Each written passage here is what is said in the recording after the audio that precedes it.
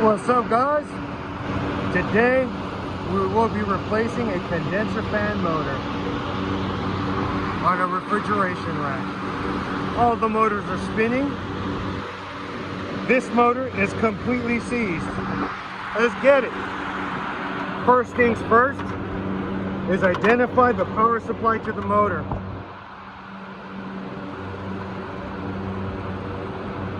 Once you identify the power supply to the motor, you can go ahead and remove the fuses to that motor and you're safe to go. Let's get it.